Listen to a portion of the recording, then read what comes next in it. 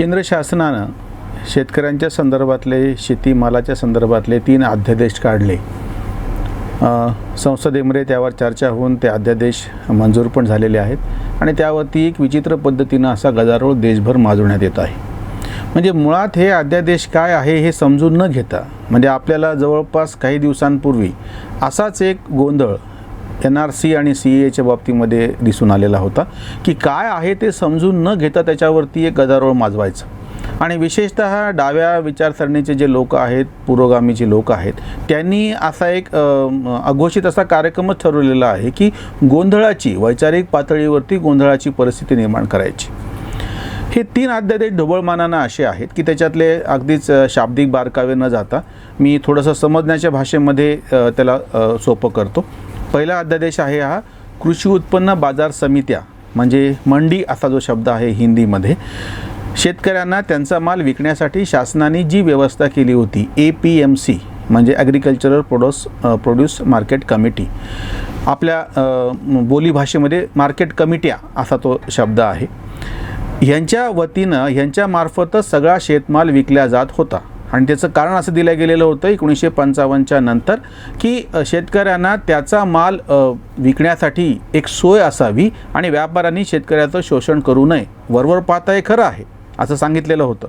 प्रत्यक्षामध्ये ह्या कृषी उत्पन्न बाजार समित्या ह्या शेतकऱ्यांच्या लुटीचे अड्डे बनलेल्या होत्या, राजकारणाचे अड्डे बनलेल्या होत्या आणि आज तागायत कधीही APMC कृषी उत्पन्न बाजार समितीतून मिळालेला जो भाव आहे तो भाव त्या काळात त्या धान्याला आंतरराष्ट्रीय पातळीवरती जो भाव होता त्याच्यापेक्षा नेहमीच कमी राहिलेला आहे। म्हणजे हे आता हे आकडेवारीतून पण सिद्ध झालेलं आहे। त्यामुळे हा जो पहिला अध्यादेश आहे तो APMC म्हणजे ह्या ज्या मंड्या आहेत, मार्केट कमिट्या आहेत, कृषी उत्पन्न बाजार समित्या आहेत, ह्यांच्याशिवाय शेतकऱ्यांना त्यांचा शेतमाल बाहेर विकण्याची परवानगी देतो। ह्या बरखास्त केलेल्या नाही आहेत। चळवळीत तर खरं तर अशी मागणी समोर आली होती की ह्या बरखास्तच करा। जसं ज्या पद्धतीनं जिल्हा परिषदची जी शाळा आहे ती अजून चालूच आहे, मग खाजगी शाळेला परवानगी जशी आपण देतो त्याच पद्धतीने खाजगी व्यापाऱ्यांना परवानगी दिलेली आहे किंवा खाजगी व्यापाऱ्यांना असं न म्हणता शेतकऱ्याला त्याचा माल कुठेही विकायची म्हणजे शेतकरी सरळ एखाद्या ग्राहकाकडे आपला माल अधिकृतरित्या नेऊ शकतो। हा पहिला अध्यादेश आहे आणि ह्याच्या बाबतीतला गैरसमज जो वारंवार पुढं केला जातो की ह्याच्यामुळे शेतकऱ्याचं शोषण होईल, व्यापारी त्याला लुटतील वगैरे वगैरे। आता त्याचा आपण पुढं नंतर खुलासा करू। दुसरा जो अध्यादेश आहे की कॉन्ट्रॅक्ट फार्मिंग म्हणजे कराराची शेती। म्हणजे कसं की आज मी शेतामध्ये काहीतरी पेरलेलं आहे, अजून उगवणूक झाली नाही किंवा मला पेरायचं आहे, अशा वेळी एखादा व्यापारी येऊन जर किंवा कुठलाही एखादा माणूस येऊन जर करार करत असेल की तुझ्या शेतामध्ये जे काय तयार होणार आहे ते मी सगळ्याच्या सगळं पूर्णपणे खरेदी करायला तयार आहे, ह्याला म्हणायचं कॉन्ट्रॅक्ट फार्मिंग। याच्यामध्ये जमिनीची मालकी गेलेली नाही। तसंच ह्या कराराच्या बाबतीमध्ये त्या जो करार केलेला आहे त्या काळापुरतं आणि त्या पिकापुरता तो करार आहे, त्या शेतकऱ्याच्या त्या शेतामध्ये दुसरं जर काही उत्पन्न झालेलं असेल ज्याचा करार केलेला नाही तो उत्पादन त्याला विकणं म्हणजे ही काही त्याची आवश्यक नाही, मजबुरी नाही। म्हणजे कॉन्ट्रॅक्ट फार्मिंगमध्ये प्रत्यक्ष शेतजमिनीच्या मालकीच्या बाबतीत काही सांगितलेलं नाही आहे। हा एक करार आहे जो तयार करतो आहे त्याच्यामध्ये शेतकऱ्यामध्ये आणि ज्याला ते खरेदी करायचं आहे अशा एका व्यापाऱ्यामध्ये। तिसरा जो सगळ्यात महत्त्वाचा अध्यादेश आहे तो आहे इसेन्शियल कमोडिटी ॲक्ट। खरं तर ह्याच्या नावातच असे गोंधळ केलेला आहे। आपल्याकडं मराठीमध्ये त्याचं भाषांतर करत असताना जीवनावश्यक वस्तू कायदा। आता कोणालाही एवढं कळतं की इसेन्शियलचं भाषांतर काय होईल, आवश्यक वस्तू कायदा असं होईल, पण जीवनावश्यक केल्या गेल्यामुळे एक बौद्धिक भ्रम असा तयार झाला। जीवनावश्यक वस्तू कायद्यामधून शेतमालाला वगळण्याची एक महत्त्वाची अशी आता योजना ह्या तिसऱ्या अध्यादेशामध्ये आलेली आहे। हा कशामुळे आवश्यक होता तर जीवनावश्यकच्या नावाखाली शेतमालाची अडवणूक केली जाते। शेतमालाची साठवणूक जेव्हा करायची असते तेव्हा अडचणी येतात, व्यापाऱ्यांवरती बंधनं येतात। इतकंच नाही, या शेतमालाचे भाव हे पाडण्याच्या बाबतीमध्ये एक कारवाई केली जाते। म्हणजे जसं भाव चढले तर त्याच्या निर्यात बंदी जसं आता कांद्याला झालेलं आहे, निर्यात बंदी लावायची की भाव त्याचे कोसळतात किंवा एखाद्या गोष्टीचे भाव वाढले असतील तर बाहेरून त्याच पद्धतीचा शेतमाल आयात करायचा, हे डाळीच्या बाबतीत घडलेलं आहे जेणेकरून तिचे भाव पडले पाहिजेत। हे सगळं इसेन्शियल कमोडिटी ॲक्ट आवश्यक वस्तू कायदा ह्याच्यामध्ये बरेच अन्नधान्य घातले गेलेले असल्यामुळे येत होतं। आता ह्याचा सगळा विचार केल्याच्या नंतर विरोधकांचे जे मुद्दे आहेत किंवा जे कोणी विरोध करणारे आहेत ते हे समजून घेत नाहीत. शेतकरी चळवळीनं वारंवार असं सांगितलं होतं की शेतकऱ्याला बाजाराचं स्वातंत्र्य पाहिजे. म्हणजे APMC तुम्ही जर बरखास्त करणार असाल तर त्याची एकाधिकारशाही संपवा, इतरांना परवानगी द्या. दुसरी गोष्ट म्हणजे अन्याय करणारे समजा मोजकेच लोक, म्हणजे जर मोजक्याच व्यापाऱ्यांना परवानगी दिली तर तो पण अन्याय करतो. म्हणजे तुमच्याकडे एखाद्या ह्याच्यामध्ये जसं बटाट्याच्या बाबतीमध्ये असं घडू शकतं की समजा बटाट्यापासून चिप्स तयार करण्याची परवानगी फक्त लेज नावाच्याच एका कंपनीला, लेज कुरकुरे जे आपण खातो नेहमी, तर ते शेतकऱ्यांवरती अन्याय करणार कारण की त्यांची मोनोपॉली झाली. पण त्याच्याऐवजी ह्या बटाट्याचे वेफर्स तयार करण्यासाठी वेगवेगळ्या कंपन्या, वेगवेगळे लोक, छोटे मोठे उद्योग जर तयार असतील तर ते परस्पर शेतकऱ्याशी करार करतील. असे करार आपल्याकडे 10 वर्षापूर्वी सांगली भागामध्ये झालेले आहेत. म्हणजे वर्षभरातले भाव किती कमी जास्त असो, आम्ही विशिष्ट पद्धतीनं तुझ्या शेतातून तयार होणारा बटाटा खरेदी करूत. दुसरी महत्त्वाची गोष्ट म्हणजे शेतकरी जेव्हा ह्या ठराविक असल्या मंड्यांमध्ये, म्हणजे ही घोषणा अशी दिली गेली होती की किसान बचाव मंडी बचाव, म्हणजे किसान शेतकऱ्यांना वाचवण्यासाठी मंडी कशासाठी वाचवायची. एक तर असं भयानक प्रकार समोर आलेला आहे की जेव्हा शेतकऱ्याचा 100 रुपयाचा माल खरेदी केला जातो त्याच्यातून 8 रुपयाची कटोती, म्हणजे मापाई, तोलाई, स्वच्छता, असंख्य गोष्टी, म्हणजे हमाल मापाडी संघटना यांच्या दबावामुळे 100 रुपयाच्या शेतमालाला 92 रुपये त्या शेतकऱ्याच्या हातात पडायचे. 8 रुपये अधिकृतरित्या. भ्रष्टाचार काय झाला तो वेगळा. आणि ह्याच्या नेमकं उलटं जेव्हा असं काही वर्षांपूर्वी ह्याच सरकारने, केंद्र सरकारने आणि महाराष्ट्र सरकारने अध्यादेश काढल्याच्या नंतर ही जी सगळी म्हणजे कटाई होती ही व्यापाऱ्यांवर जेव्हा लादल्या गेली, म्हणजे तुम्ही शेतकऱ्याकडून घ्यायचं नाही, शेतकऱ्याचा 100 रुपयाचा माल 100 रुपये दिले गेले पाहिजेत आणि हे वरचे जे तुम्हाला जे काही गोष्टी म्हणजे घ्यायच्या आहेत त्या व्यापाऱ्यांकडून घ्यायच्या. या सगळ्या हमाल मापाडी संघटनावाल्यांच्या नेत्यांनी त्यांनी व्यापाऱ्यांशी कॉम्प्रोमाइज तडजोड करून 2% समाधान मानलं. म्हणजे कालपर्यंत तुम्ही शेतकऱ्याला 8% लुटत होता, 100रातून 8 रुपये कापून घेत होता, म्हणजे 92 रुपये मिळत होते. आणि जेव्हा व्यापाऱ्याकडून घ्यायची वेळ आली 100 रुपयाच्या मालावर फक्त 2 रुपयावर तुम्ही समाधान झाले.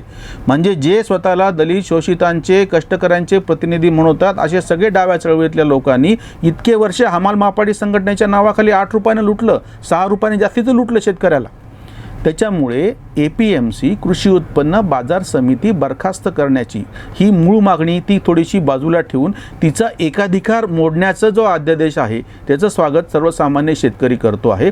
जो विरोध होतो आहे, हरसिमरत सिंग कौर बादल यांनी जो राजीनामा दिलेला आहे, तुमच्या असं लक्षात येईल की तो पक्ष त्या ठिकाणच्या ह्या ज्या मंड्या होत्या, आपल्याकडे सुद्धा कृषी उत्पन्न बाजार समित्या, सहकारी संस्था, सहकारी कारखाने याच्यावरती ज्या राजकीय लोकांची दादागिरी होती त्या सगळ्या लोकांना ह्या संस्था बरखास्त होताना किंवा त्यांची एकाधिकारशाही संपताना अस्वस्थता निर्माण झालेली आहे.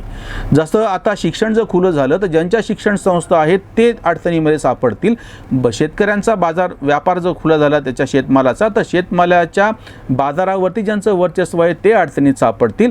म्हणून त्याच पद्धतीने हरसिमरत सिंग कौर बादल हे त्याचं प्रतिनिधित्व करतात की जे ह्या शेतकऱ्यांचे जे मध्यस्थ होते आणि त्या सगळ्या समित्यांवरती हे लोक बसून होते, त्याच्यामुळे त्यांचा विरोध आहे आणि त्यांनी काही लोकांना असं भरीस घातलेलं आहे.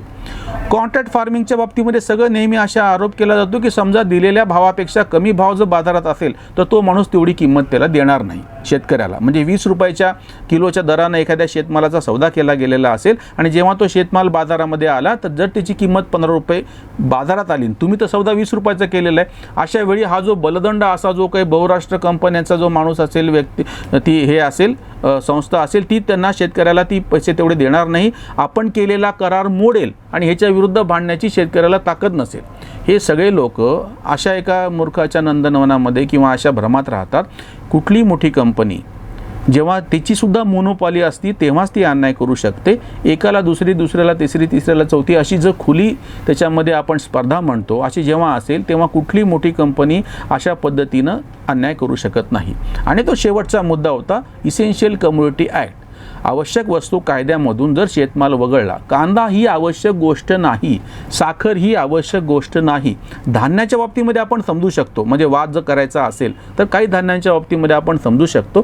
त्याच्यातही आता खरं तर असा मुद्दा समोर आलेला आहे की जे काही तुम्हाला गरिबांना धान्य द्यायचं आहे तर त्याचं धान्य प्रत्यक्ष न देता तितकी रक्कम त्यांच्या खात्यामध्ये जमा करा.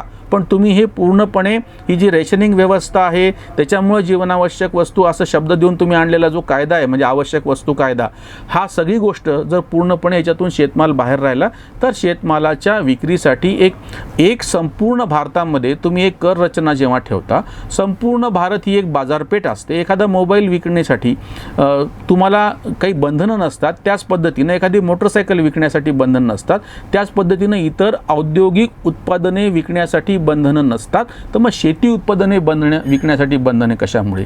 त्यामुळे ह्या तिन्ही अध्यादेश जे आलेले आहेत ते शेतीला फायदेशीर आहेत. शेतकऱ्याचं जे शोषण होतं ते थांबवणारे आहेत. पण असं अध्यादेश आणत असतानाच शासनाने अतिशय गंमत म्हणजे कांद्याच्या बाबतीत मात्र निर्यात बंदी लावलेली आहे. म्हणजे जो अध्यादेश शासनाने आता आणले त्याच्याच विरोधामध्ये शासनाचा आधीचा निर्णय आहे, तर तो पण शासनाला मागे घ्यावा लागेल जर हे अध्यादेश त्यांना लागू करायचे असतील. आणि तो शेवटचा मुद्दा वारंवार शेतकऱ्यांच्या बाबतीत सांगितला जातो. हे जे काही शेतकऱ्यांच्या बाबतीत बोलणारे आहेत त्या सगळ्या लोकांनी स्वतः ते जिल्हा परिषदच्या शाळेमध्ये आपल्या मुलांना नातवंडांना शिकवत आहेत का? त्यांच्या बायकोच्या, सुनेच्या, मुलीचे प्रसूती ही शासकीय दवाखान्यामध्ये झालेली आहे का? शासकीय दूरदर्शन ते पाहतात का? शासकीय जे काही वार्तापत्र निघतात त्याच्यावर ते अवलंबून राहतात का? म्हणजे बाकीच्या सगळ्या क्षेत्रामध्ये तुम्हाला तुलनेनं स्पर्धात्मक असलेले बाकीचे खाजगी पर्याय पाहिजे असतात. पण शेतकऱ्यांच्या बाबतीत मात्र तुम्ही असं म्हणता की त्यांनी मात्र सरकारी यंत्रणेवरती अवलंबून असावं. सहकारी साखर कारखाना फक्त साखरेचाच कशामुळे असतो? मोटरसायकलचा सहकारी साखर कारखाना का निघत नाही? किंवा ही विक्री व्यवस्था किंवा औषधही जीवनावश्यक वस्तू असताना औषधाचे शासनाचे दुकानं का नसतात? किंवा औषधाची विक्रीची एक जशी कृषी उत्पन्न बाजार समिती आहे तसं औषधांच्या विक्रीसाठी काही बाजार समिती तुम्ही तयार केलेली आहे? म्हणजे हा एक बौद्धिक भ्रम तयार केला जातो आहे. या अध्यादेशांमुळे शासकीय मक्तेदारी मोडून खुला जर बाजार शेतमालाला उपलब्ध होणार असेल असं दिसतं आहे, तो त्याला निश्चितच फायदा होईल आणि त्यामुळे शेतकऱ्याचं उत्पन्न वाढण्यास मदत होईल. म्हणजे इकडं आपण शेतकऱ्याचं उत्पन्न दुप्पट व्हावं आणि आत्मनिर्भर भारत जेव्हा म्हणतो आहोत तेव्हा ही पावलं अतिशय आवश्यक होती.